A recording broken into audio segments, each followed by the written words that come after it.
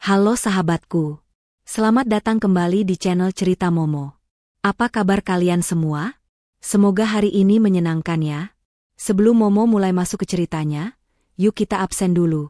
Coba tulis nama kalian, asal kota, dan ketik kata hadir di kolom komentar di bawah. Momo pengen tahu nih, sahabat Momo ada dari kota mana aja. Oh ya, jangan lupa juga buat klik tombol like dan subscribe sekarang juga, biar kalian gak ketinggalan cerita-cerita seru dan penuh emosi lainnya dari Momo. Sahabatku, pernah gak sih kalian membayangkan? Jam 1 pagi, di tengah keheningan malam, tiba-tiba telepon rumah berdering. Dan saat diangkat, suara di seberang sana berbisik lemah minta tolong. Masalahnya, suara itu adalah suara suami kalian yang sudah dimakamkan 4 tahun lalu. Apakah itu hantu yang gentayangan? Atau sebuah kenyataan yang jauh lebih mengerikan? Tarik napas panjang, siapkan camilan, dan mari kita simak kisah Cindy dalam Tamu Tengah Malam. Jam dinding di ruang tengah berdentang 1 kali, menandakan waktu sudah menunjukkan pukul 1 dini hari. Suasana di luar rumah begitu sunyi, hanya terdengar suara angin malam yang sesekali meniup dedaunan kering di halaman. Aku, Cindy, masih duduk termangu di sofa ruang tamu. Televisi di depanku menyala, namun aku tidak benar-benar menontonnya. Pikiranku melayang jauh, menembus batas waktu ke masa lalu yang menyakitkan. Sudah 4 tahun berlalu.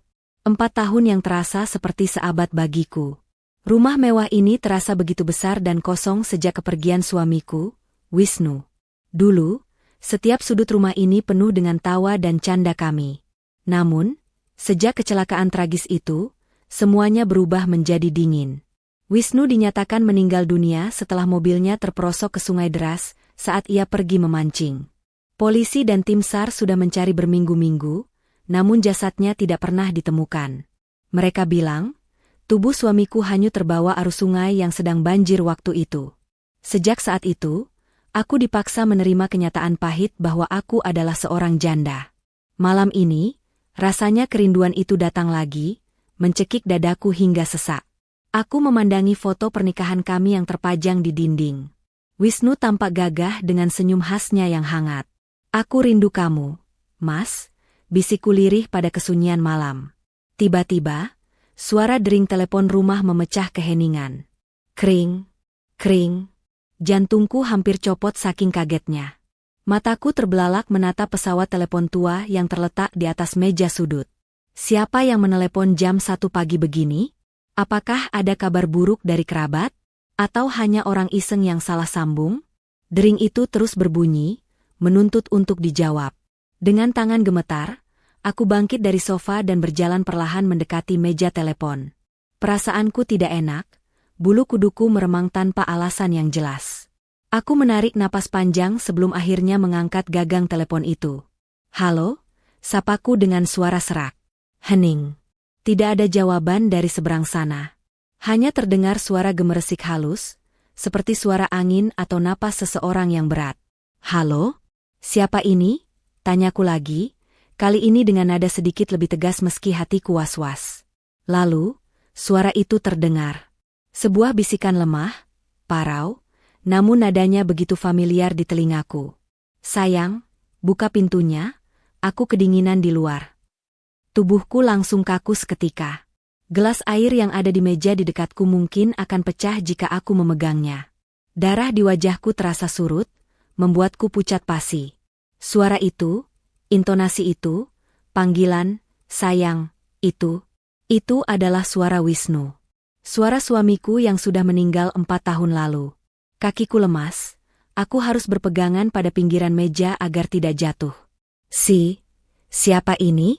Jangan main-main, teriakku dengan suara bergetar hebat. Air mata ketakutan mulai menggenang di pelupuk mataku. Ini pasti lelucon yang sangat jahat. Siapa yang tega melakukan ini padaku? Suara di seberang sana terdengar lagi, kali ini lebih memelas dan putus asa. Tolong aku, sayang, buka pintunya. Sakit, dingin. Klik. Sambungan telepon terputus. Aku berdiri mematung sambil memegang gagang telepon yang kini hanya mengeluarkan nada sibuk panjang. Pikiranku berkecamuk. Logikaku berteriak bahwa ini tidak mungkin. Orang mati tidak bisa menelepon. Tapi hatiku bergetar mengenali suara itu. Apakah aku sudah gila? Apakah kesedihan ini akhirnya membuatku berhalusinasi? Namun, rasa penasaran itu lebih kuat daripada rasa takutku. Dengan napas memburu, aku memberanikan diri berjalan menuju pintu depan. Langkahku terasa berat, seolah ada batu besar yang mengikat kakiku. Aku harus memastikannya. Aku harus melihat siapa yang ada di luar sana. Sesampainya di dekat pintu utama, tanganku gemetar hebat saat menyentuh tirai jendela. Perlahan, sangat perlahan, aku menyibakkan sedikit tirai itu untuk mengintip ke teras depan. Lampu teras yang remang-remang menyinari area depan pintu gerbang. Dan di sana, tepat di depan pintu rumahku, berdiri sesosok pria. Dia menunduk, tubuhnya tampak menggigil kedinginan. Pakaiannya terlihat lusuh dan kotor. Saat aku masih berusaha memfokuskan pandangan, pria itu perlahan mengangkat wajahnya menatap lurus ke arah jendela tempatku mengintip.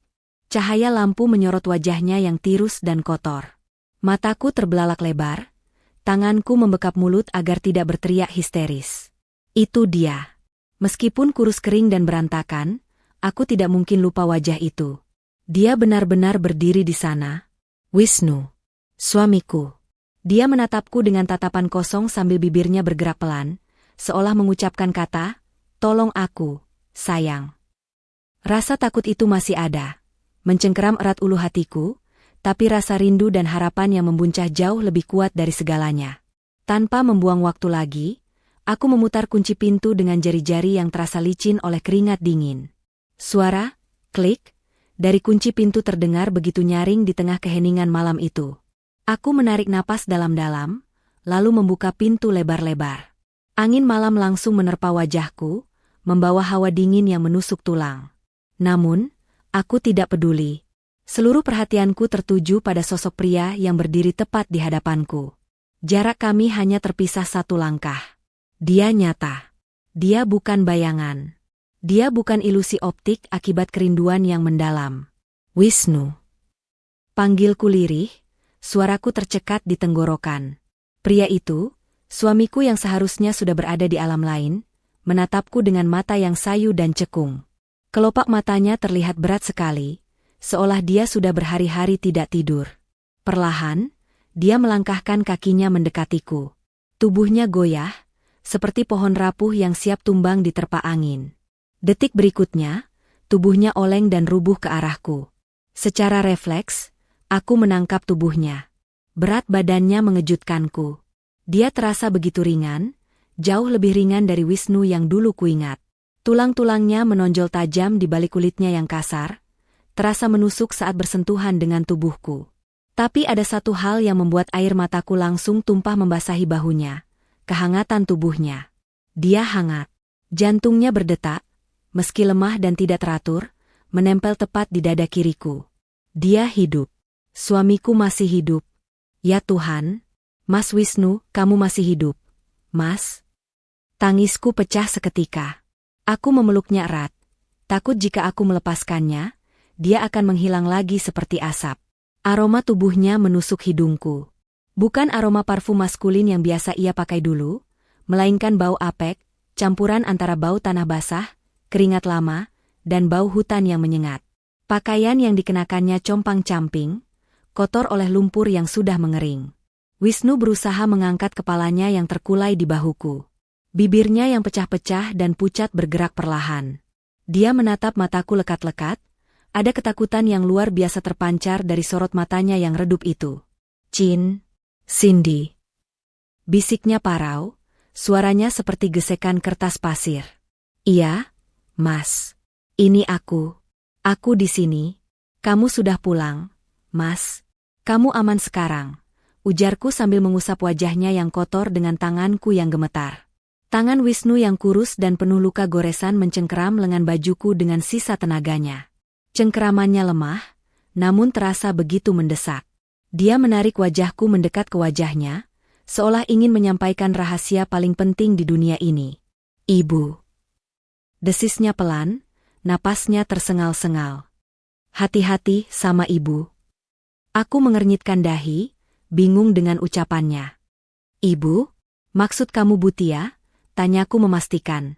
Kenapa hal pertama yang dia ucapkan setelah 4 tahun menghilang adalah peringatan tentang ibunya sendiri? Wisnu mengangguk lemah, matanya mulai terpejam. Jangan percaya, Ibu.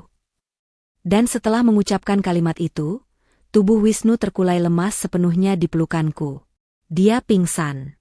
Mas. Mas Wisnu. Bangun, Mas. Teriakku panik. Aku menepuk-nepuk pipinya pelan, tapi tidak ada respon. Kepalanya terkulai ke belakang. Kepanikan melandaku. Aku tidak boleh membiarkannya di sini. Di luar terlalu dingin, dan entah kenapa peringatan Wisnu tentang ibunya membuatku merasa dia sedang dikejar oleh bahaya. Aku harus membawanya masuk. Aku harus menyembunyikannya. Dengan sekuat tenaga, aku memapah tubuh Wisnu masuk ke dalam rumah. Karena tubuhnya yang sangat kurus, aku mampu menyeretnya meski dengan susah payah menuju sofa ruang tamu. Setelah membaringkannya, aku segera berlari kembali ke pintu depan. Aku mengunci pintu itu, memasang rantai pengaman, dan bahkan mendorong kursi kecil untuk mengganjal gagang pintu. Paranoia mulai merasukiku. Aku kembali ke sisi Wisnu. Di bawah cahaya lampu ruang tamu yang lebih terang, kondisinya terlihat jauh lebih mengerikan daripada saat di teras tadi. Wajahnya penuh dengan baret-baret halus seperti terkena ranting pohon. Bibirnya pucat kebiruan. Kuku-kuku tangan dan kakinya panjang tak terurus dan menghitam. Aku berlari ke dapur mengambil baskom berisi air hangat dan handuk bersih, serta kotak P3K. Dengan hati-hati, aku mulai membersihkan wajahnya.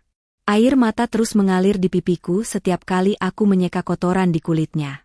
Apa yang sebenarnya terjadi padamu, Mas? Kemana saja kamu selama 4 tahun ini? Kenapa kamu bisa sekurus ini? Saat aku hendak membersihkan kakinya, tangisku semakin meledak. Aku menutup mulutku dengan tangan, menahan jeritan pilu. Di kedua pergelangan kaki Wisnu, terdapat bekas luka yang mengerikan. Kulit di sekitar mata kakinya terkelupas, memerah, dan bernanah di beberapa bagian. Bekas luka itu membentuk lingkaran sempurna, dengan kulit yang menebal dan menghitam di pinggirannya. Itu bukan luka biasa. Itu adalah bekas luka akibat gesekan benda keras yang mengikat kakinya dalam waktu yang sangat lama. Bekas rantai pasung. Suamiku tidak hanyut di sungai. Suamiku tidak hilang karena kecelakaan alam. Seseorang telah mengurungnya. Seseorang telah menyiksanya seperti hewan. Dan kata-kata terakhirnya sebelum pingsan tadi terus terngiang di telingaku, membuat darahku berdesir ngeri. Hati-hati sama ibu. Apakah mungkin Bhutia, ibu kandungnya sendiri, ada hubungannya dengan penderitaan Wisnu selama ini? Malam itu, aku tidak tidur sedetik pun. Aku duduk di lantai di samping sofa, menggenggam tangan Wisnu yang kasar, sambil terus menatap pintu depan dengan waspada. Sebuah kenyataan mengerikan perlahan mulai terbuka di hadapanku, dan aku tahu, hidupku tidak akan pernah sama lagi mulai detik ini. Suamiku telah kembali dari kematian, namun dia membawa serta mimpi buruk yang jauh lebih menakutkan daripada hantu. Cahaya matahari pagi yang pucat mulai merembes masuk melalui celah-celah tirai jendela yang masih tertutup rapat. Aku masih duduk di lantai, bersandar pada sisi sofa, menatap wajah suamiku yang tertidur gelisah. Sesekali ia meracau, tubuhnya mengejang seolah sedang menghindari pukulan dalam mimpinya. Hatiku hancur melihatnya. Pria gagah yang dulu selalu menjadi pelindungku, kini tampak begitu rapuh dan hancur. Tiba-tiba, Wisnu tersentak bangun. Napasnya memburu hebat. Matanya liar menyapu sekeliling ruangan dengan tatapan penuh teror. Tangannya secara refleks melindungi kepalanya, seakan bersiap menerima siksaan. Mas Wisnu. Ini aku, Cindy. Kamu di rumah, Mas. Kamu aman, ucapku cepat sambil memegang bahunya dengan lembut, berusaha menyadarkannya dari mimpi buruk. Wisnu menoleh ke arahku. Saat melihat wajahku, ketegangan di bahunya perlahan mencair. Dia menatapku lama, lalu tangannya yang gemetar menyentuh pipiku, memastikan aku nyata. Cindy. Desisnya lemah. Tenggorokannya terdengar sangat kering. Aku segera mengambil gelas air yang sudah kusiapkan di meja. Minum dulu, Mas. Wisnu menyambar gelas itu dan meneguk isinya dengan rakus, sampai air tumpah membasahi dagu dan lehernya. Dia minum seolah tidak pernah melihat air selama berhari-hari. Setelah gelas kosong, dia menyandar lemas ke sandaran sofa, mengatur napasnya. Mas. Aku memberanikan diri bertanya, meski takut jawabannya akan menyakitiku. Apa yang sebenarnya terjadi 4 tahun lalu? Polisi bilang mobilmu masuk sungai. Mereka bilang kamu hanyut. Wisnu menggeleng pelan, matanya menerawang jauh, kembali ke masa lalu yang kelam itu. Itu bohong, Chin. Semua itu sandiwara, suaranya bergetar menahan amarah dan tangis. Dia mulai bercerita dengan suara serak. Hari itu, saat dia sedang menyetir sendirian menuju lokasi pemancingan favoritnya di pinggiran kota, sebuah mobil hitam tiba-tiba memotong jalurnya dan memaksanya berhenti mendadak di jalan sepi dekat hutan. Sebelum Wisnu sempat bereaksi, 3 orang pria bertopeng keluar dan memecahkan kaca jendela mobilnya. Mereka menyeretnya keluar secara paksa. Wisnu mencoba melawan, tapi salah satu dari mereka menyuntikkan sesuatu ke lehernya. Pandangannya gelap seketika. Saat aku sadar, Wisnu menelan ludah dengan susah payah. Aku sudah berada di sebuah gubuk kayu reot. Kakiku sudah dirantai ke tiang kayu yang besar. Dia menunjuk kakinya yang penuh luka dengan tatapan nanar. Mereka tidak membunuhku, Chin. Itu yang paling menyiksa. Mereka memberiku makan sisa, kadang nasi basi, hanya cukup untuk membuatku tetap bernapas tapi tidak cukup kuat untuk melawan. Air mataku mengalir deras mendengar penuturannya. Aku menggenggam tangannya erat-erat, menyalurkan kekuatan. Siapa mereka? Mas? Kenapa mereka melakukan ini? Apa mereka minta tebusan? Tapi selama 4 tahun ini tidak ada yang menghubungi aku minta uang. Wisnu menatapku tajam, ada kilatan kepedihan yang mendalam di matanya. Bukan uang tebusan yang mereka incar darimu. Mereka dibayar untuk menyingkirkan aku. Wisnu menarik napas panjang sebelum melanjutkan bagian yang paling menyakitkan.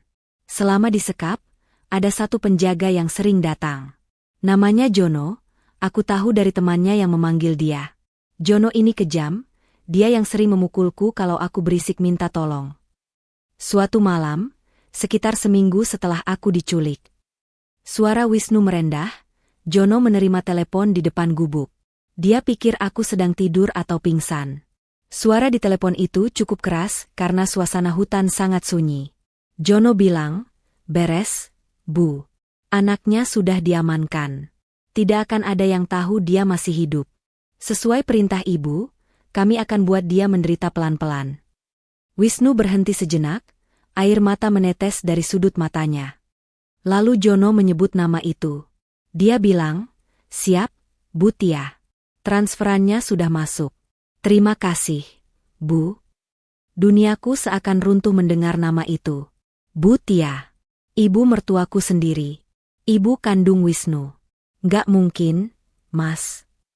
Sangkalku, meski jauh di lubuk hatiku, potongan-potongan keanehan selama ini mulai menyatu. Masa ibu kandung tega melakukan itu ke anaknya sendiri? Bu Tia memang keras. Tapi itu kenyataannya, Chin. Potong Wisnu dengan nada tinggi, namun kemudian dia meringis kesakitan memegang dadanya. Ibu punya utang judi yang sangat besar. Aku pernah tidak sengaja melihat buku catatannya sebelum aku diculik. Tapi waktu itu aku diam saja karena tidak mau ribut. Ibu butuh uang banyak, dan satu-satunya cara mendapatkan uang itu adalah dengan menguasai warisan ayah yang jatuh ke namaku. Aku menutup mulutku, syok. Selama 4 tahun ini, Bu Tia selalu terlihat bersedih di depanku. Dia selalu datang setiap peringatan kematian Wisnu, menangis di makam kosong itu. Ternyata, itu semua hanya akting, sandiwara menjijikan untuk menutupi kejahatannya. Dia pikir kalau aku mati atau hilang, harta itu akan jatuh ke tangan istriku, ke tanganmu, lanjut Wisnu. Dan dia tahu kamu orangnya penurut. Rencananya pasti membuatmu tidak betah tinggal di sini sendirian, lalu membujukmu menjual aset-aset ini. Benar kan, Chin? Selama aku hilang, apa ibu pernah menyuruhmu menjual rumah atau perusahaan? Aku terdiam, tubuhku menggigil. Ingatanku langsung melayang pada ucapan-ucapan Bu Tia selama ini. Cindy, buat apa kamu tinggal di rumah sebesar ini sendirian? Jual saja, Nak. Cindy, Serahkan pengelolaan ruko itu ke ibu saja. Kamu kan tidak mengerti bisnis. Lupakan Wisnu. Kamu masih muda. Jual semuanya dan mulailah hidup baru di tempat lain. Ya Tuhan. Semua ucapan, nasihat, itu ternyata adalah racun yang dibungkus madu. Dia sering memaksaku menjual aset. Mas? Bisikku, suaraku bergetar hebat. Bahkan kemarin, dia menelepon dan marah-marah karena aku menolak menjual villa di puncak. Wisnu memejamkan matanya, rahangnya mengeras. Itu buktinya. Dia butuh uang itu sekarang. Dan karena kamu terus menolak, dia pasti akan semakin nekat. Tiba-tiba, Wisnu mencengkeram tanganku lagi, kali ini lebih kuat. Matanya menatapku waspada. Chin, kamu harus hati-hati. Jono dan anak buahnya pasti sedang mencariku sekarang. Aku berhasil kabur semalam karena Jono mabuk berat dan lupa mengunci gembok rantai dengan benar. Aku lari menembus hutan, menumpang truk sayur, sampai akhirnya bisa sampai ke sini. Mereka tidak akan diam saja. Kalau ibu tahu aku di sini. Belum sempat Wisnu menyelesaikan kalimatnya, suara bel rumah berbunyi nyaring. Ting tong. Kami berdua tersentak kaget. Wisnu langsung terlihat panik, ketakutan kembali menyelimuti wajahnya. Dia mencoba bangun untuk sembunyi, tapi tubuhnya terlalu lemah. Aku menoleh ke arah jam dinding. Pukul 6 pagi. Siapa yang bertamu sepagi ini? Aku berjalan mengendap-endap menuju jendela, mengintip sedikit dari balik tirai. Jantungku berhenti berdetak saat melihat siapa yang berdiri di depan pagar. Mobil mewah berwarna merah terparkir di sana. Dan sosok wanita parubaya dengan pakaian rapi dan kacamata hitam itu sedang berdiri tidak sabar sambil memencet bel berkali-kali. Itu Bhutia. Mas. Bisikku pada Wisnu dengan suara tercekat, wajahku pucat pasi. Itu ibu. Ibu datang. Kepanikan melanda seluruh tubuhku. Aku menatap Wisnu yang masih gemetar di sofa, lalu menatap pintu depan tempat bel terus berbunyi dengan tidak sabar. Aku harus bertindak cepat. Jika Bhutia masuk dan melihat Wisnu dalam keadaan seperti ini, nyawa suamiku pasti tamat. Mas, kita harus sembunyi. Cepat, bisikku sambil menarik lengan Wisnu. Wisnu meringis menahan sakit saat aku memaksanya berdiri. Dengan langkah tertatih-tatih, aku memapahnya menuju kamar tamu yang berada di lorong belakang, jauh dari ruang tamu. Kamar itu jarang dipakai dan kuncinya masih berfungsi dengan baik. Masuk ke dalam, kunci pintunya dari dalam, dan jangan bersuara sedikit pun. Mas. Apapun yang terjadi, jangan keluar sampai aku panggil. Perintahku sambil mendorong pelan tubuh kurusnya ke dalam kamar. Wisnu menatapku dengan mata penuh ketakutan. Tangannya mencengkeram pergelangan tanganku sejenak. Hati-hati, Chin. Dia licik. Bisiknya sebelum menutup pintu. Aku mendengar suara kunci diputar dari dalam. Klik. Sedikit lega. Sekarang giliran aku yang harus bersandiwara. Aku berlari kecil ke dapur, menyambar segelas air untuk membasahi tenggorokanku yang kering, lalu mengacak-acak rambutku sedikit agar terlihat seperti orang yang baru bangun tidur. Aku harus terlihat normal. Aku harus menjadi Cindy yang bodoh dan penurut seperti yang Bhutia kenal selama ini. Bel kembali berbunyi, kali ini lebih panjang dan mendesak. Iya sebentar, teriakku dari dalam rumah sambil berjalan menuju pintu utama. Aku menarik napas panjang, menata ekspresi wajahku, lalu membuka pintu. Di hadapanku, Bhutia berdiri dengan wajah yang dipoles make-up tebal, namun tidak bisa menutupi guratan kepanikan di keningnya. Dia memakai setelan baju bermerek, kontras dengan jam 6 pagi yang biasanya dihabiskan untuk tidur atau senam yoga. Di tangannya, dia menenteng rantang makanan. Lama sekali kamu buka pintunya, Cindy. Apa kamu tidak dengar bel dari tadi? Semprot Bhutia begitu pintu terbuka. Nadanya tinggi, matanya langsung menyelonong masuk melewati bahuku, memindai isi rumah. Aku memaksakan senyum tipis. Maaf, Bu. Aku tadi di kamar mandi, nggak dengar. Tumben ibu kesini pagi-pagi sekali. Bhutia tidak langsung menjawab. Dia melangkah masuk ke ruang tamu tanpa permisi. Matanya liar, bergerak cepat dari sofa ke arah dapur, lalu ke lorong kamar. Dia seperti sedang mencari seseorang, bukan seperti mertua yang bertamu. Ibu, cuma kebetulan lewat. Habis dari pasar pagi, ingat kamu, Jadi ibu mampir bawakan bubur ayam kesukaanmu. Jawabnya, namun matanya terpaku pada gelas air kosong yang tadi dipakai Wisnu di atas meja. Jantungku berdegup kencang. Gelas itu. Ada 2 gelas di meja. Satu bekasku, satu bekas Wisnu. Bu Tia menunjuk meja itu dengan dagunya. Kamu ada tamu semalam? Kok ada 2 gelas? Darahku berdesir. Otakku berputar cepat mencari alasan. Oh, itu, iya. Semalam Rina mampir sebentar ambil berkas, terus minta minum. Aku lupa bersin karena langsung tidur lagi. Bohongku? Semoga dia percaya. Bu Tia menatapku tajam, seolah sedang menimbang kejujuranku.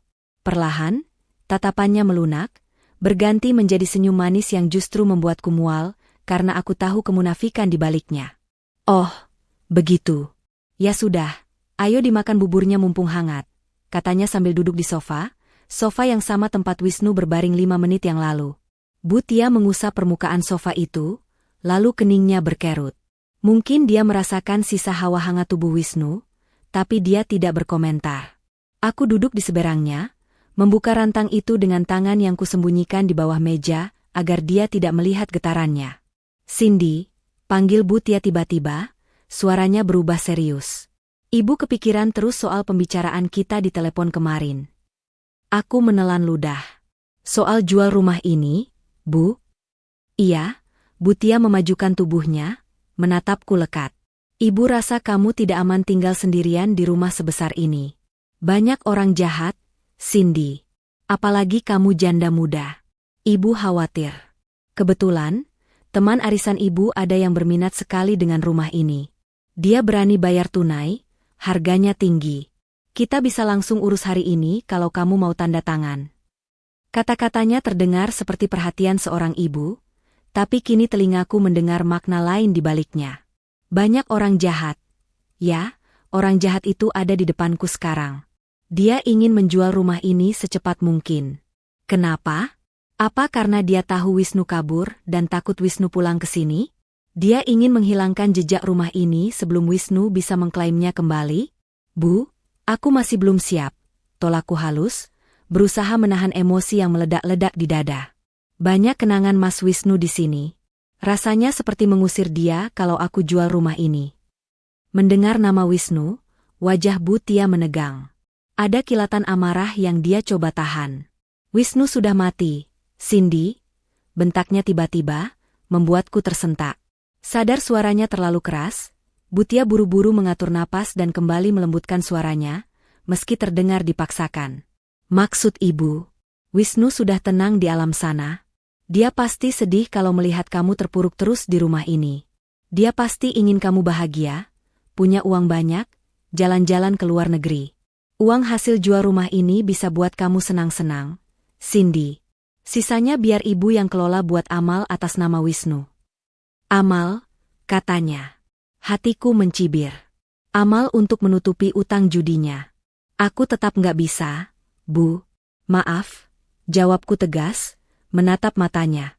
Bu Tia mendengus kesal. Dia berdiri dari sofa dengan kasar, membuat tas mewahnya bergoyang. Kesabarannya habis. Terserah kamulah. Ibu cuma mau bantu, tapi kamu malah keras kepala. Jangan sampai nanti kamu menyesal kalau terjadi apa-apa di rumah ini sendirian. Ancamnya, yang kini terdengar sangat nyata di telingaku. Bu Tia melangkah menuju pintu keluar. Namun, sebelum mencapai ambang pintu, langkahnya terhenti. Dia menoleh ke arah lorong kamar. Matanya menyipit menatap pintu kamar tamu yang tertutup rapat.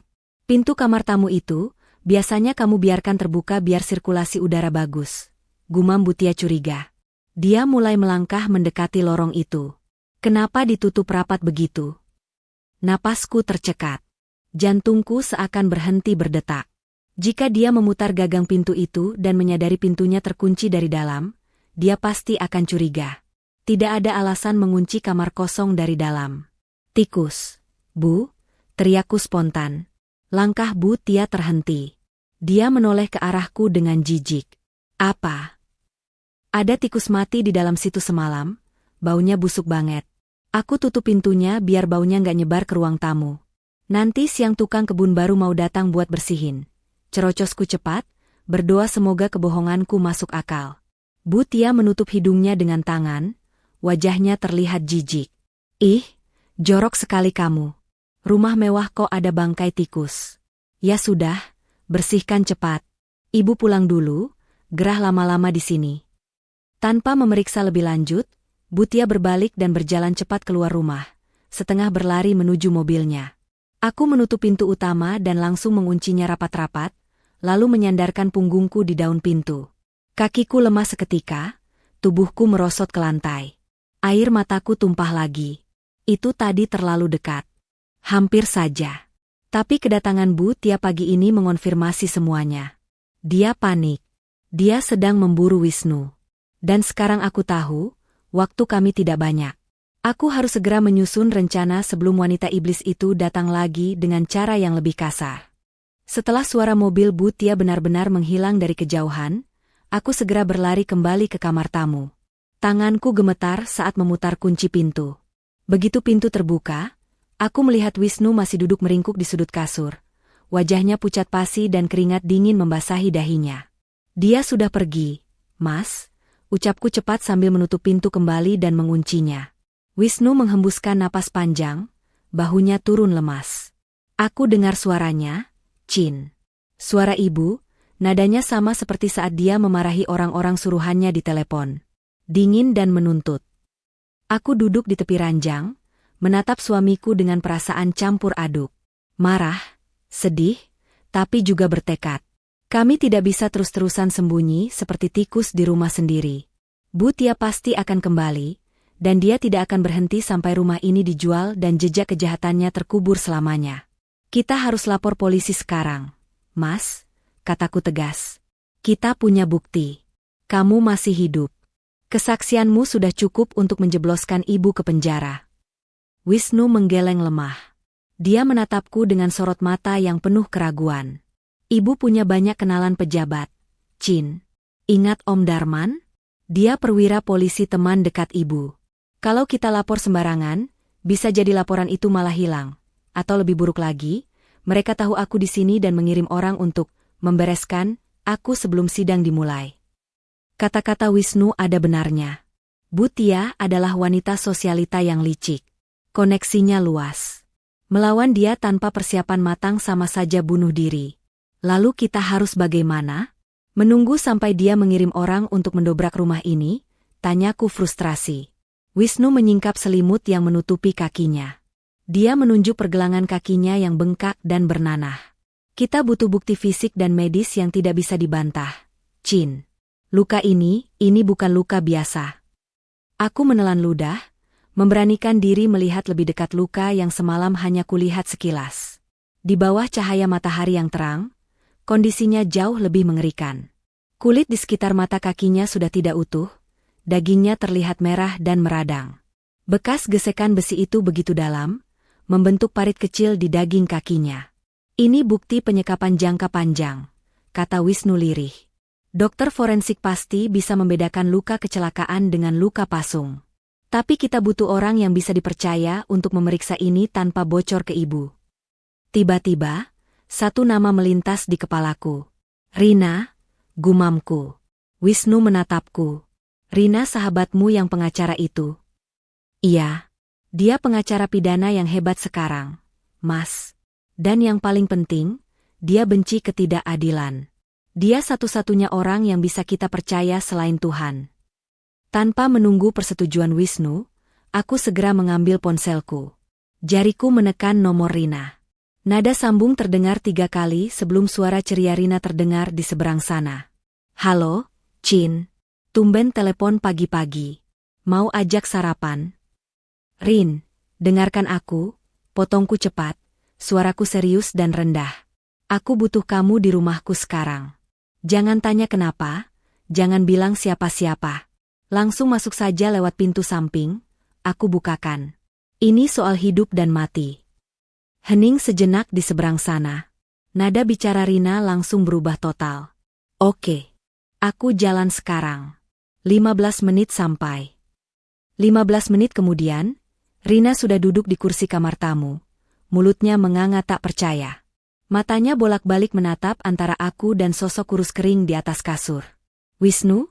desis Rina, suaranya nyaris tak terdengar. "Tapi, kami semua melayat di pemakaman kosongmu 4 tahun lalu." "Aku masih hidup, Rin." "Sayangnya," jawab Wisnu dengan senyum pahit. Aku menceritakan semuanya pada Rina. Mulai dari telepon tengah malam, kedatangan Wisnu yang penuh luka, hingga pengakuan Wisnu tentang Bhutia yang menjadi dalang penculikan demi harta warisan. Rina mendengarkan dengan seksama, wajahnya yang tadinya kaget perlahan berubah menjadi keras dan marah. Sebagai pengacara, dia tahu persis betapa beratnya kejahatan ini. Rina bangkit dan mendekati Wisnu. Dia mengeluarkan ponselnya dan mulai memotret luka-luka di tubuh Wisnu dari berbagai sudut dengan detail. "Luka pasung ini bukti emas," gumam Rina sambil terus memotret fokus ke pergelangan kaki Wisnu. "Tapi Wisnu benar, Chin. Kita tidak bisa langsung ke polisi begitu saja. Bhutia bukan penjahat kacangan. Dia manipulatif. Kalau dia tahu Wisnu kabur dan ada di sini, dia bisa saja memutarbalikkan fakta.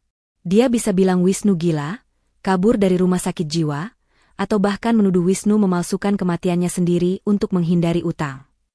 "Gila?" Aku menggeleng tak percaya. "Sejahat itu?" "Dalam hukum, bukti adalah raja, tapi narasi adalah ratunya," jelas Rina sambil menyimpan ponselnya. "Kita butuh lebih dari sekadar tubuh Wisnu yang babak belur. Kita butuh pengakuan. Kita butuh sesuatu yang mengikat Bhutia secara langsung dengan kejahatan ini." Wisnu tiba-tiba mengangkat tangannya. "Jono," katanya. Rina menoleh. "Siapa Jono?" "Dia penjaga utamanya.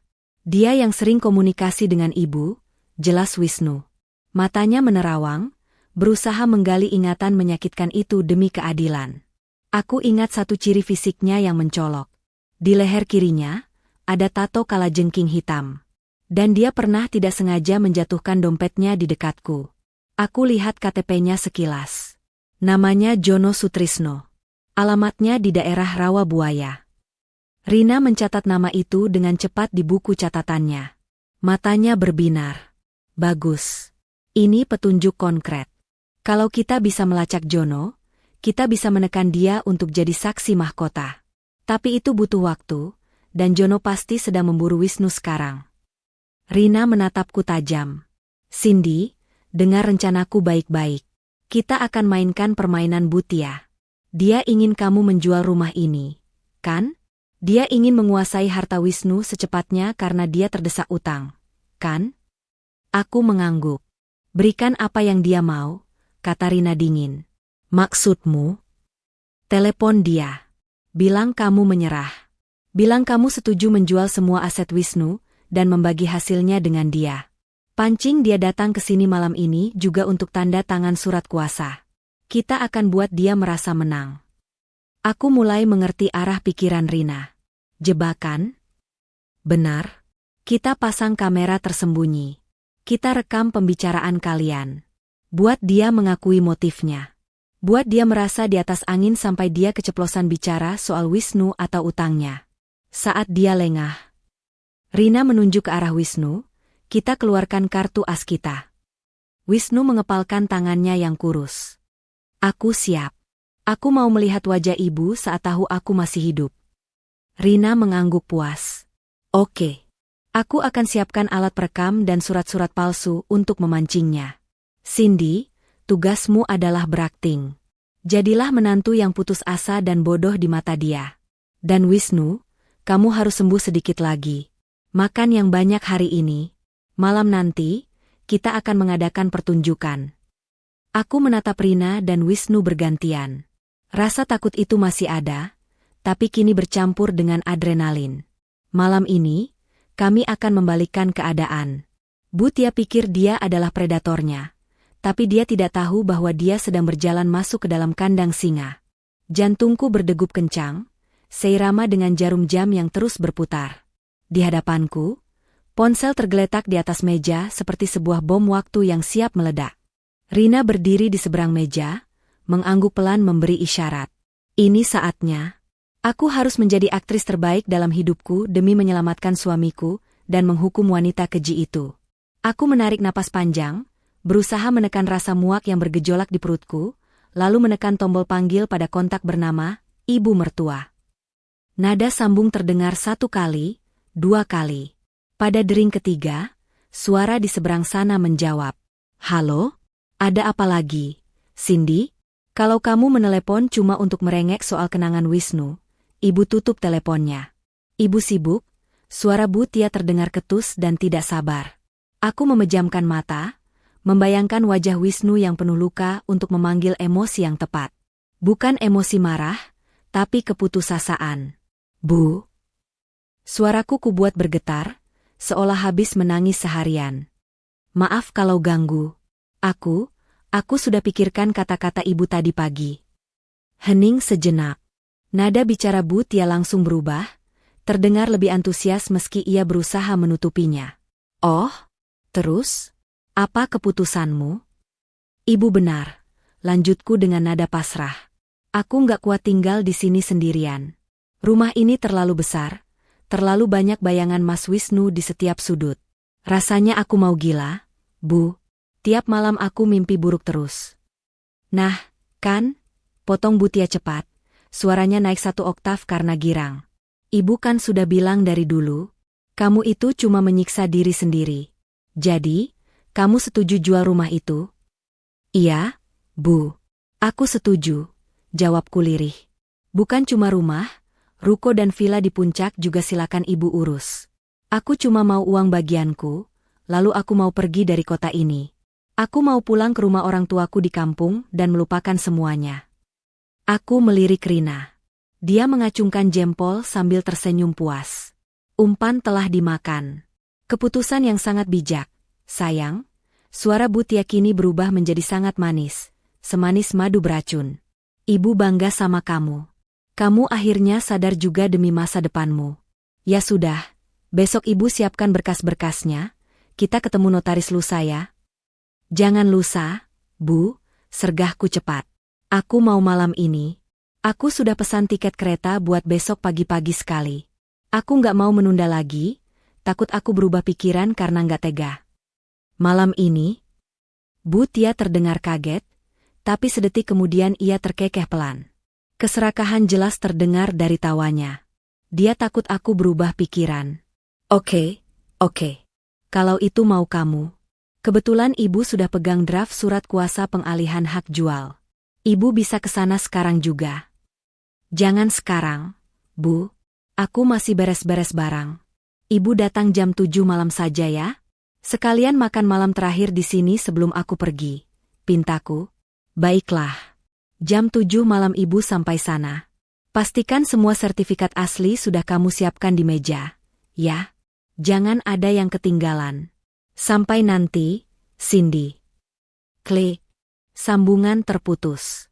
Aku meletakkan ponsel itu kembali ke meja dengan tangan gemetar, lalu menghembuskan napas panjang yang sedari tadi kutahan. Rasanya jijik sekali harus bersikap manis pada wanita yang telah merantai anak kandungnya sendiri selama 4 tahun. "Sempurna," puji Rina sambil bertepuk tangan pelan. "Aktingmu juara, Chin. Dia benar-benar percaya kamu sudah menyerah." "Dia bukan percaya aku, Rin. Dia percaya pada keserakahannya sendiri," jawabku getir. "Dia butuh uang itu secepatnya, makanya dia nggak curiga kenapa aku minta mendadak." Rina mengangguk setuju. Dia segera membuka tas besarnya dan mengeluarkan beberapa peralatan elektronik kecil. "Oke, sekarang kita siapkan panggungnya." Rina bergerak cekatan. Dia memasang sebuah kamera kecil seukuran kancing baju di sela-sela buku di rak pajangan ruang tamu. Lensa kamera itu mengarah tepat ke sofa tempat kami akan duduk nanti. Satu lagi dia pasang di balik vas bunga di meja tengah. Kualitas gambarnya HD dan suaranya jernih. Jelas Rina sambil menyembunyikan kabel tipis di balik taplak meja. Semua yang dia ucapkan nanti akan terekam otomatis dan tersimpan di cloud. Jadi kalaupun dia sadar dan merusak alat ini, rekamannya sudah aman di server. Aku membantu Rina merapikan kembali posisi vas bunga agar terlihat natural. Apa perlu aku siapkan sertifikat aslinya? Aku takut dia langsung merampasnya. Siapkan saja map kosong atau isi dengan kertas HVS bekas. Tumpuk di meja. Yang penting visualnya meyakinkan. Tujuannya bukan benar-benar transaksi, tapi memancing dia bicara jujur. Instruksi Rina. Setelah ruang tamu siap, kami berdua masuk ke kamar tamu tempat Wisnu bersembunyi. Suamiku sudah mandi dan mencukur brewoknya, meski wajahnya masih terlihat sangat tirus dan pucat. Dia memakai kemeja bersih milik almarhum ayahnya yang masih tersimpan di lemari. "Bagaimana, Mas?" tanyaku. Wisnu menatap layar tablet yang dipegang Rina. Layar itu menampilkan siaran langsung dari kamera tersembunyi di ruang tamu. "Sudah siap," katanya dingin. Ada api kemarahan yang menyala redup di matanya. "Aku akan menunggu di sini sampai kalian memberi isyarat. Nanti saat Bu Tia sudah merasa menang dan mulai bicara kasar, Rina akan kirim pesan ke ponselku. Itu kodenya. Saat itu aku akan buka pintu ini," kata Wisnu sambil mengepalkan tangannya. Rina menepuk bahu Wisnu. "Ingat, Enu. Tahan emosimu sampai momennya pas. Kita butuh dia mengakui perbuatannya, atau setidaknya mengakui motifnya soal harta dan utang itu. Jangan keluar terlalu cepat." Matahari mulai terbenam, menggantikan terang dengan kegelapan malam. Suasana rumah terasa semakin mencekam. Aku menyalakan lampu ruang tengah, mengatur cahayanya agar terlihat hangat namun cukup terang untuk kamera menangkap wajah Bu Tia dengan jelas. Jam dinding menunjukkan pukul 18.45. 15 menit lagi. Aku duduk di sofa, menatap tumpukan map palsu di atas meja.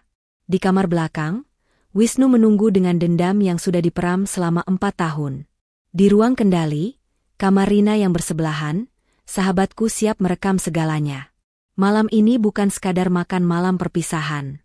Malam ini adalah pengadilan bagi seorang ibu yang telah kehilangan hati nuraninya. Aku mendengar suara deru mesin mobil mendekat ke pekarangan rumah. Lampu sorot mobil menembus kaca jendela, menyilaukan mata. Ular itu sudah keluar dari sarangnya. Dia datang untuk menelan mangsanya, tanpa sadar bahwa mangsanya kini telah berubah menjadi pemburu. Bel pintu berbunyi. Pertunjukan dimulai. Suara bel pintu itu menggema di seluruh ruangan, seolah menandakan dimulainya babak penentuan nasib kami. Aku menarik napas dalam, merapikan gaun sederhanaku, dan memasang wajah lelah yang sudah kulatih. Dengan langkah pelan, aku berjalan menuju pintu utama dan membukanya. Bu Tia berdiri di sana, terlihat sangat berbeda dari pagi tadi. Dia mengenakan gaun malam berwarna merah marun yang elegan, rambutnya disanggul rapi, dan wajahnya dipoles make-up sempurna. Senyum lebar menghiasi bibirnya, senyum kemenangan seorang pemburu yang berhasil menjerat mangsanya. Di tangannya, dia membawa sebuah map kulit tebal dan sebotol wine. "Selamat malam, Cindy sayang." Sapanya dengan nada riang yang dibuat-buat, lalu memelukku sekilas, pelukan dingin yang hanya formalitas. Aroma parfum mahalnya menusuk hidungku, kontras dengan bau busuk kejahatannya. "Malam, Bu. Silakan masuk," jawabku pelan, minggir sedikit untuk memberinya jalan. Bu Tia melangkah masuk dengan percaya diri, sepatu hak tingginya berbunyi tuk-tuk-tuk di lantai marmer. Matanya langsung tertuju pada tumpukan map yang kusiapkan di meja tengah. Kilatan keserakahan di matanya begitu nyata, bahkan dia tidak berusaha menyembunyikannya lagi. "Bagus, bagus. Kamu sudah siapkan semuanya ya?" komentarnya sambil meletakkan botol wine di meja. "Ini ibu bawa wine mahal, buat merayakan awal hidup barumu, Cindy." "Terima kasih, Bu," kataku sambil duduk di sofa, tepat di posisi yang tersorot kamera tersembunyi. Bu Tia duduk di hadapanku, membelakangi rak buku tempat kamera itu berada. Posisi yang sempurna. "Nah, sebelum kita tanda tangan, kita makan dulu ya?" "Kamu masak apa?" tanya Bu Tia basa-basi, meski aku tahu dia tidak peduli soal makanan. "Aku cuma pesan makanan cepat saji, Bu. Kan dapur sudah dibereskan." "Bohongku." Bu Tia mengibaskan tangannya tak acuh. "Nggak masalah. Yang penting urusan kita beres."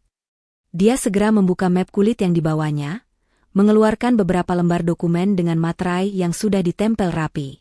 "Ini surat kuasanya, Cindy. Isinya standar kok. Intinya kamu menyerahkan hak penuh kepada ibu untuk menjual rumah ini, ruko, dan villa di puncak. Hasilnya nanti ibu transfer ke rekening kamu 50% setelah dipotong pajak dan biaya notaris." Jelasnya cepat. Matanya terus menatapku, mendesak. Aku mengambil dokumen itu, pura-pura membacanya dengan teliti. Tanganku sedikit gemetar, bukan karena takut, tapi menahan marah. Bu, 50%? Bukannya dulu ibu bilang semuanya hak Wisnu? Pancingku. Wajah Bu Tia sedikit berubah. Senyumnya menipis. Loh, kan ibu yang capek-capek mengurus penjualannya. Cindy, kamu kan cuma terima beres. Lagi pula, kamu itu menantu. Ibu ini ibu kandungnya. Secara hukum agama dan negara, ibu punya hak lebih besar. Aku meletakkan kertas itu kembali ke meja. Tapi Bu, kalau Mas Wisnu masih hidup, dia pasti nggak akan setuju rumah ini dijual. Ini rumah impian kami. Bu Tia mendengus kasar. Dia mulai tidak sabar. Cindy, tolong jangan mulai lagi. Kita sudah bahas ini di telepon. Wisnu sudah mati. Mayatnya memang nggak ketemu, tapi dia sudah mati 4 tahun lalu. Kamu harus move on. Apa ibu yakin dia mati? Tanyaku tiba-tiba, menatap tajam ke matanya. Maksudku, jasadnya nggak pernah ada. Bagaimana kalau dia cuma hilang ingatan? Atau diculik? Tubuh Bu Tia menegang. Dia terdiam sejenak, matanya menatapku curiga. Diculik? Siapa yang mau culik dia? Suamimu itu bukan konglomerat. Cindy, jangan kebanyakan nonton film. Tapi Bu, lanjutku, semakin berani menekan tombol emosinya. Aku dengar desas-desus. Katanya ada orang yang lihat mobil mirip mobil ibu di sekitar lokasi kejadian waktu itu. Apa ibu benar-benar nggak tahu apa-apa? Braa. Bu Tia menggebrak meja dengan keras. Wajahnya merah padam. Topeng ibu peri yang dia pakai sejak tadi akhirnya retak. Kamu ini ngomong apa sih, Cindy? Kamu nuduh ibu? Bentaknya, suaranya melengking memenuhi ruangan. Ibu ini yang melahirkan dia. Ibu yang membesarkan dia. Mana mungkin ibu celakai anak sendiri? Aku nggak nuduh, Bu. Aku cuma tanya. Jawabku tenang, meski jantungku berpacu. Soalnya aneh aja. Ibu kelihatan ngebet banget mau jual aset Wisnu. Bahkan ibu nggak kelihatan sedih sama sekali waktu peringatan kematiannya kemarin. Ibu malah sibuk teleponan soal utang judi. Mata Bu Tia membelalak. Dari mana kamu tahu soal judi? Jadi benar ibu punya utang judi? Tembakku langsung. Bu Tia terdiam, napasnya memburu. Dia sadar dia baru saja keceplosan. Tapi alih-alih menyangkal, dia justru tertawa sinis. Tawa yang membuat bulu kuduku meremang. Oke. Kamu mau tahu yang sebenarnya? Bu Tia mencondongkan tubuhnya ke depan, wajahnya berubah menjadi dingin dan kejam. Iya. Ibu butuh uang itu. Ibu punya utang miliaran gara-gara kasino sialan di Singapura itu. Dan satu-satunya cara buat bayar utang itu ya harta peninggalan Wisnu yang gak berguna itu. Dia berdiri, menunjuk wajahku dengan telunjuknya yang berhias cincin berlian. Wisnu itu anak bodoh. Dia nggak becus kelola bisnis ayahnya. Hartanya cuma diam di bank, sementara ibunya dikejar-kejar debt collector. Dia lebih sayang sama istri kampungannya ini daripada sama ibunya sendiri. Makanya dia pantas mati. Aku menahan napas. Pengakuan itu, dia mengatakannya. Jadi, kematian Wisnu itu menguntungkan buat ibu? Tanyaku lirih, memastikan kalimat pamungkas itu keluar. Sangat, teriak Bu Tia tanpa ragu. Kalau dia masih hidup, dia pasti pelit nggak mau kasih uang ke ibu. Kematiannya itu jalan keluar buat ibu, dan kamu cuma penghalang yang harusnya tanda tangan saja dari dulu biar kita nggak perlu drama begini. Bu Tia mengambil pulpen dan melemparnya ke hadapanku. Tanda tangan sekarang, Cindy, atau ibu pastikan kamu nggak akan bisa hidup tenang dimanapun. Suasana hening sejenak setelah teriakan itu. Hanya terdengar napas Bu Tia yang terengah-engah. Tiba-tiba, terdengar suara gerendel pintu dibuka dari arah lorong kamar. Klek. Bu Tia menoleh kaget ke arah sumber suara. Pintu kamar tamu terbuka perlahan. Sesosok tubuh kurus dengan kemeja kebesaran melangkah keluar, dibantu oleh Rina. Langkahnya pelan, tertatih, tapi sorot matanya tajam menusuk langsung ke arah Bu Tia. Jadi begitu, Bu? Suara Wisnu terdengar serak, memecah keheningan yang mencekam itu. Aku pantas mati karena aku nggak mau bayar utang judi ibu. Wajah Bu Tia yang tadi merah padam karena marah, seketika berubah menjadi pucat pasi. Matanya melotot seakan mau keluar dari kelopaknya. Mulutnya ternganga, tapi tidak ada suara yang keluar.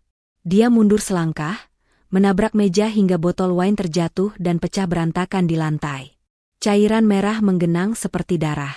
Wisnu, desis Bhutia, suaranya bergetar hebat.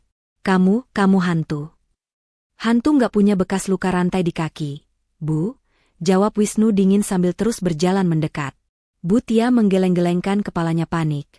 Tangannya meraba-raba udara seolah mencari pegangan. Nggak mungkin. Jono bilang kamu sudah. Sudah apa, Bu? Potong Rina yang berdiri di samping Wisnu sambil mengangkat ponselnya yang merekam kejadian itu. Sudah dibereskan? Sudah dibunuh? Bhutia terjebak. Wajahnya pucat seperti mayat hidup. Dia melihat ke arahku, ke arah Wisnu, lalu ke arah Rina. Kesombongannya runtuh seketika, digantikan oleh ketakutan murni. Dia sadar, permainan sudah berakhir. Suasana di ruang tamu mencekam, bercampur dengan aroma amis wine yang tumpah di lantai. Bhutia masih berdiri mematung, punggungnya menempel pada dinding, matanya menatap nanar ke arah Wisnu. Wajahnya yang tadi angkuh kini runtuh, menampilkan ketakutan murni yang tak bisa disembunyikan lagi. Ibu. Wisnu melangkah satu tapak lagi mendekat. Suaranya bergetar menahan tangis dan amarah. Kenapa, Bu? Apa uang lebih berharga daripada nyawa anak ibu sendiri? Bhutia menelan ludah, jakunnya bergerak naik turun. Otaknya yang licik sepertinya sedang bekerja keras mencari celah untuk keluar dari situasi ini. Tiba-tiba, ekspresi wajahnya berubah drastis. Dari ketakutan, perlahan ia memaksakan sebuah senyum kaku, lalu air mata buaya mulai mengalir di pipinya. Wisnu. Ya Tuhan, anakku, serunya dengan nada drama yang berlebihan. Ia merentangkan kedua tangannya, hendak memeluk Wisnu. Kamu masih hidup, Nak. Ibu pikir kamu sudah mati. Ibu ditipu orang. Nak, ibu nggak tahu apa-apa. Aku menahan mual melihat sandiwara itu. Wanita ini benar-benar tidak punya urat malu. Baru 1 menit yang lalu dia menyumpahi Wisnu mati. Sekarang dia berlagak seperti ibu yang merindukan anaknya. Wisnu tidak bergerak menyambut pelukan itu. Saat tangan Bhutia hampir menyentuh bahunya, Wisnu menepisnya dengan kasar. Plak! Bhutia tersentak kaget. Tangannya menggantung di udara. Cukup, Bu, bentak Wisnu, napasnya memburu karena emosi yang meluap. Jangan sentuh aku dengan tangan kotor itu. Aku dengar semuanya, Bu. Aku dengar ibu bilang kematianku menguntungkan. Aku dengar ibu bilang aku pantas mati. Itu ibu cuma emosi sesaat. Wisnu, ibu stres dikejar utang, elak Bhutia panik. Matanya liar melirik ke arah Rina yang masih merekam, lalu ke arahku. Cindy, bilang sama suamimu, ibu ini korban. Jono yang jahat. Jono yang bilang Wisnu sudah hanyut. Jono bekerja atas perintah siapa? Bu, potong Rina tajam. Dia melangkah maju, memotong jalur lari Bhutia. Kami punya rekaman pengakuan ibu barusan.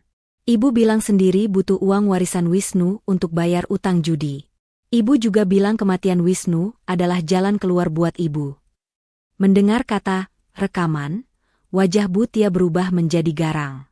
Topeng ibu yang tersakiti langsung ia buang. Tatapannya kini penuh kebencian, menatap kami bertiga bergantian seperti serigala yang terpojok. Kalian menjebakku? Desisnya pelan, lalu suaranya meninggi menjadi teriakan histeris. Dasar anak durhaka, menantu kurang ajar, kalian sekongkol mau hancurkan ibu? Ibu yang menghancurkan diri ibu sendiri, jawabku dingin. Ibu tega merantai Wisnu di hutan selama 4 tahun. Ibu biarkan kakinya membusuk sementara ibu tidur nyenyak di kasur empuk dan belanja barang mewah. Di mana hati nurani ibu? Hati nurani nggak bisa buat bayar utang, teriak Bhutia frustrasi. Kalian nggak tahu rasanya diteror debt collector tiap hari. Kalau Wisnu mau berbakti, harusnya dia mati saja biar hartanya cair. Apa gunanya dia hidup kalau ibunya sengsara? Wisnu memejamkan matanya, air mata menetes membasahi pipinya yang tirus. Kalimat itu adalah pengakuan paling menyakitkan yang bisa didengar seorang anak. Ibunya benar-benar menginginkan kematiannya demi uang. Aku sudah dengar cukup, kata Wisnu lirih, lalu menatap Rina. Rin, panggil polisi. Masukkan bukti rekaman ini. Jangan, pekik Bhutia. Sebelum Rina sempat menyentuh layar ponselnya untuk menelpon, Bhutia bertindak nekat. Dia menyambar tas tangannya yang ada di sofa, lalu berlari kencang menuju pintu depan. Tahan dia, teriak Rina. Aku mencoba menghalangi, tapi Bhutia mendorongku dengan kuat hingga aku terhuyung menabrak dinding. Tenaganya luar biasa besar, karena didorong adrenalin kepanikan. Bhutia berhasil mencapai pintu, tangannya dengan panik memutar kunci dan menarik gagang pintu. Pintu terbuka lebar. Angin malam berhembus masuk. Namun, alih-alih lari ke mobilnya dan kabur, Bhutia justru berhenti di ambang pintu. Dia tidak lari. Dia berbalik menatap kami dengan senyum menyeringai yang mengerikan. Matanya berkilat jahat. Kalian pikir kalian bisa menang semudah itu? Tantang Bhutia dengan napas terengah. Kalian pikir aku datang ke sini sendirian membawa uang dan sertifikat tanpa persiapan? Jantungku berdegup kencang. Firasat buruk menyergapku. Apa maksud ibu? Bhutia mundur selangkah ke teras, lalu berteriak sekuat tenaga ke arah kegelapan halaman depan. Jono, masuk, habisi mereka semua. Teriakan itu menggema di keheningan malam. Detik berikutnya, dari balik bayang-bayang mobil Bhutia dan semak-semak taman, muncul dua orang pria berbadan tegap. Salah satunya aku kenali dari ciri-ciri yang disebutkan Wisnu. Pria itu bertubuh besar, memakai jaket kulit hitam, dan di leher kirinya terlihat tato kalajengking yang menyeramkan. Itu Jono, si penyekap suamiku. Wajah Wisnu pucat pasi saat melihat sosok itu. Trauma 4 tahun penyiksaan langsung menghantamnya kembali. Kakinya goyah, dia hampir jatuh kalau tidak berpegangan pada sandaran kursi. Wisnu, itu dia? Bisik Wisnu ketakutan. Jono melangkah masuk ke dalam rumah dengan santai sambil memainkan sebuah tongkat bisbol di tangannya. Di belakangnya, satu orang preman lagi membawa linggis. Mereka menyeringai melihat kami yang hanya 3 orang. 2 wanita dan 1 pria sakit. Bhutia berdiri di belakang Jono, wajahnya kembali angkuh. Dia menunjuk ke arah kami dengan telunjuk gemetar karena marah. Ambil rekamannya, John. Hancurkan ponsel mereka. Dan pastikan Wisnu tidak bisa bicara lagi selamanya. Perintah Bhutia kejam. Kali ini jangan cuma disekap. Buat seolah-olah perampokan yang berakhir tragis. Aku nggak peduli lagi. Jono meludah ke lantai marmerku. Dia menatap Wisnu dengan tatapan meremehkan. Wah, si bos kabur rupanya. Pantesan gembok di gubuk rusak. Kamu bikin saya kena marah ibu, NU. Nakal ya. Mundur. Teriak Rina berani, meski aku lihat tangannya juga gemetar. Dia mengangkat ponselnya tinggi-tinggi. Polisi sedang menuju ke sini. Sirene mereka sebentar lagi terdengar. Kalau kalian macam-macam, hukuman kalian bakal lebih berat. Jono tertawa terbahak-bahak, suara tawanya berat dan parau. Polisi? Ah, Mbak pengacara bisa aja bercandanya. Polisi di daerah sini kenalan saya semua. Sebelum mereka sampai, kalian sudah jadi mayat. Jono memberi isyarat pada temannya. Kunci pintunya. Jangan ada yang keluar. Temannya membanting pintu utama hingga tertutup dan memutar kuncinya, mengurung kami di dalam rumah bersama monster-monster ini. Situasi berbalik 180 derajat. Kami yang tadinya memegang kendali, kini terperangkap. Aku mundur perlahan, menarik Wisnu agar berlindung di belakangku, sementara Rina mengambil posisi di samping meja, siap melempar apa saja untuk membela diri. Bhutia tertawa puas melihat ketakutan di wajah kami. Makanya, jangan pernah melawan orang tua, Cindy. Sekarang, serahkan ponsel itu atau Jono akan mematahkan kaki Wisnu yang satunya lagi. Aku menatap sekeliling mencari senjata. Tidak ada apa-apa selain pecahan botol wine di lantai. Kematian terasa begitu dekat, lebih dekat daripada saat Wisnu dinyatakan hilang 4 tahun lalu. Malam ini, darah benar-benar akan tumpah. Suasana di ruang tamu berubah menjadi arena pertarungan hidup dan mati. Jono melangkah maju dengan santai namun mengancam. Tongkat bisbol di tangannya dipukul-pukulkan ke telapak tangan kirinya. Suara buk-buk dari tongkat itu membuat nyaliku menciut. tapi aku tahu aku tidak boleh mundur. Di belakangku ada Wisnu, suamiku yang sudah terlalu banyak menderita. Aku tidak akan membiarkan siapapun menyentuhnya lagi. Siniin HP-nya, Neng manis, kata Jono sambil menyeringai, menampakkan gigi-giginya yang kuning. Jangan bikin abang kasar. Jangan mendekat, teriakku sambil membungkuk cepat, memungut leher botol wine yang pecah tadi. Pecahan kaca itu tajam dan runcing, senjata darurat yang berbahaya. Aku mengacungkannya ke arah Jono. Tanganku gemetar, tapi mataku menatapnya tajam. Butia yang berdiri di dekat pintu mendengus kesal. Apa yang kamu tunggu, John? Rebut HP itu. Pukul saja tangannya. Mendapat perintah dari majikannya, Jono kehilangan kesabarannya. Dia mengayunkan tongkat bisbol itu tinggi-tinggi, membidik Rina yang memegang ponsel. Rina menjerit dan mencoba menghindar ke balik sofa. Rin, awas, teriakku. Jono meleset memukul Rina. Tongkatnya menghantam sandaran sofa dengan keras hingga busanya robek. Debu beterbangan. Melihat celah itu, preman satu lagi yang membawa linggis maju hendak menyergapku. Jangan sentuh istriku. Tiba-tiba, Wisnu yang sedari tadi terlihat lemah, melompat maju dengan sisa tenaga terakhirnya. Dia menubruk preman berlinggis itu. Meski tubuhnya kurus kering, amarah memberinya kekuatan. Mereka berdua jatuh terguling di lantai. Mas Wisnu, jeritku panik. Preman itu jauh lebih kuat. Dengan mudah dia menendang perut Wisnu. Wisnu mengerang kesakitan, memegangi perutnya, tubuhnya meringkuk di lantai. Preman itu bangkit dan mengangkat linggisnya, siap menghantam kepala suamiku. Mati kau, teriak preman itu. Tidak. Aku melompat tanpa pikir panjang. Aku menusukkan pecahan botol di tanganku ke arah lengan preman itu. Ceras. Preman itu meraung kesakitan saat kaca tajam merobek kulit lengannya. Linggis di tangannya terlepas dan jatuh berdentang di lantai marmer. Darah segar mengucur deras. Dia mundur sambil memegangi lukanya, matanya menatapku dengan nyalang penuh dendam. Dasar perempuan gila, umpatnya. Jono yang melihat temannya terluka menjadi berang. Dia berbalik dari Rina dan menatapku. Tatapannya bukan lagi main-main, dia benar-benar ingin membunuh.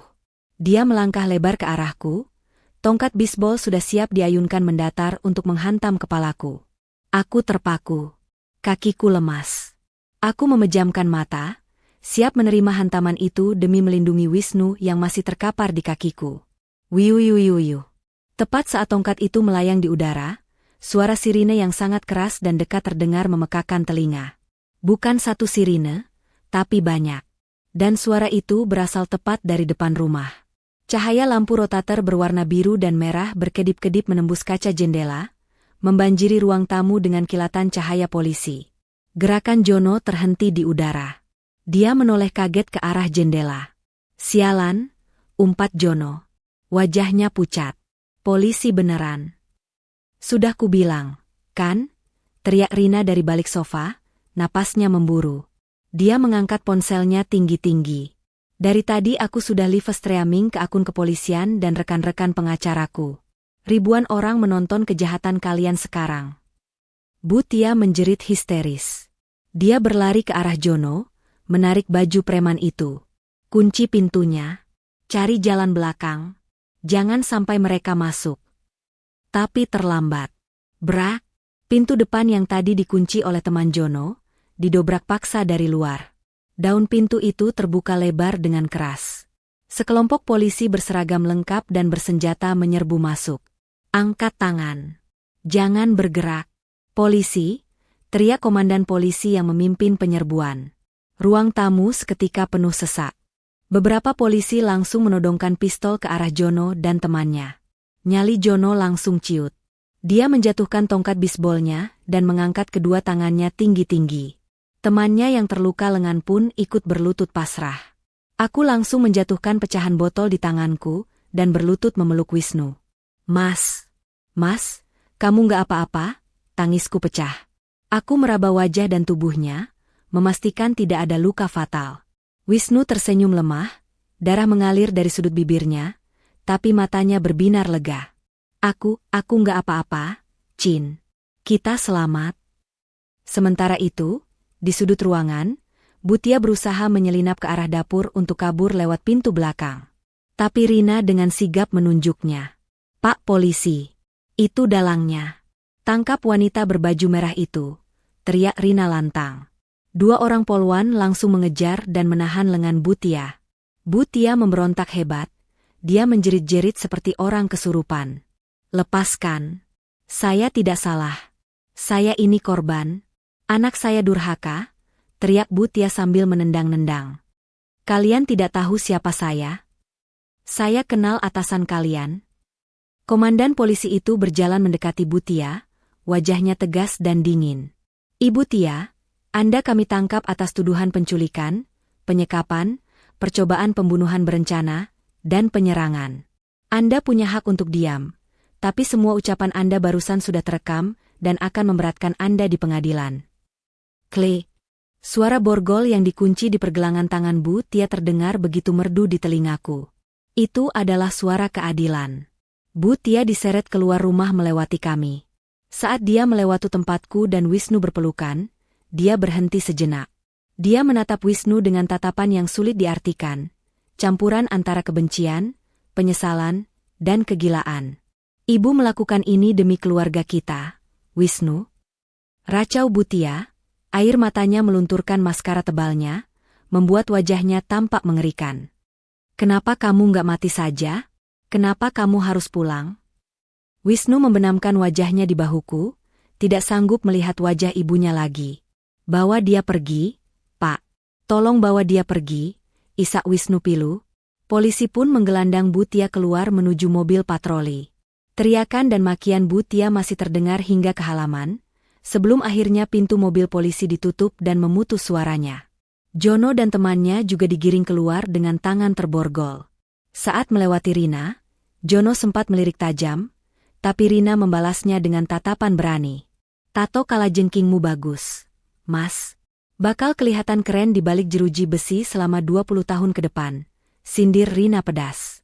Suasana rumah perlahan mulai tenang, meski masih dipenuhi petugas yang sedang olah TKP. Tim medis kepolisian segera masuk membawa tandu. "Mbak Cindy, Mas Wisnu?" tanya seorang paramedis lembut. "Mari kami periksa dulu." Mas Wisnu harus segera dibawa ke rumah sakit. Kondisinya sangat lemah. Aku mengangguk, membantu paramedis menaikkan tubuh Wisnu ke atas tandu. Tanganku tidak mau melepaskan genggaman tangan Wisnu. "Terima kasih, Rin," ucapku pada Rina yang berjalan mendekat. Matanya berkaca-kaca. Rina memelukku erat. "Kalian hebat. Kalian selamat. Mimpi buruknya sudah berakhir, Cin." Saat tandu Wisnu didorong keluar rumah, aku melihat langit malam di atas sana. Gelap, tapi ada bintang-bintang yang bersinar terang. Angin malam yang tadi terasa dingin mencekam, kini terasa sejuk menenangkan. Malam ini, suamiku tidak hanya kembali dari kematian. Dia kembali dari neraka yang diciptakan oleh ibunya sendiri. Dan malam ini juga, kami mengirim iblis itu ke tempat yang seharusnya. Aku masuk ke dalam ambulans, duduk di samping Wisnu. Dia menatapku, lalu perlahan mengangkat tangannya untuk menghapus sisa air mata di pipiku. "Maafkan aku, Cin. Maafkan ibuku," bisiknya. Aku mencium keningnya. "Bukan salahmu, Mas. Yang penting sekarang kamu ada di sini. Kita mulai lagi dari awal ya. Cuma kita berdua." Wisnu mengangguk, lalu memejamkan matanya. Kali ini, tidurnya terlihat damai. Tidak ada lagi ketakutan, tidak ada lagi rantai besi. Hanya ada aku yang menjaganya. Ambulans mulai bergerak membelah jalanan ibu kota, membawa kami meninggalkan rumah penuh kenangan pahit itu menuju harapan baru. 6 bulan telah berlalu sejak malam jahanam itu. Waktu seakan berjalan lambat pada awalnya, namun perlahan membawa kesembuhan bagi luka-luka yang menganga, baik fisik maupun batin. Pagi ini, sinar matahari menerobos masuk dengan leluasa ke ruang tengah. Tidak ada lagi tirai tebal yang tertutup rapat karena ketakutan. Rumah ini telah berubah. Cat dinding yang dulu berwarna abu-abu suram kini, telah kami ganti dengan warna putih gading yang hangat. Sofa tempat Wisnu pertama kali dibaringkan saat kembali dengan kondisi mengenaskan itu sudah kami buang, diganti dengan sofa baru yang lebih nyaman. Kami membuang semua jejak kenangan buruk, namun memutuskan untuk tetap mempertahankan rumah ini. Ini adalah rumah kami, benteng kami, dan kami tidak akan membiarkan keserakahan orang lain mengusir kami dari sini. Aku berjalan ke teras belakang membawa nampan berisi 2 cangkir teh hangat dan sepiring pisang goreng. Di sana, duduk di kursi rotan sambil memandang taman yang baru saja dirapikan, adalah suamiku. Wisnu menoleh saat mendengar langkah kakiku. Senyumnya merekah, senyum yang dulu sempat hilang selama 4 tahun. Kondisinya sudah jauh membaik. Tubuhnya tidak lagi kurus kering seperti kerangka berjalan. Berat badannya sudah kembali normal berkat nutrisi yang kujaga ketat setiap hari. Rambutnya dipotong rapi, wajahnya bersih dan bercahaya. Meski begitu, jika aku melihat ke bawah, ke arah pergelangan kakinya, bekas luka melingkar berwarna kelabu itu masih ada. Dokter bilang bekas luka itu permanen, tanda mata dari kekejaman yang pernah ia alami. Namun bagi kami, itu bukan sekadar bekas luka, melainkan tanda kemenangan.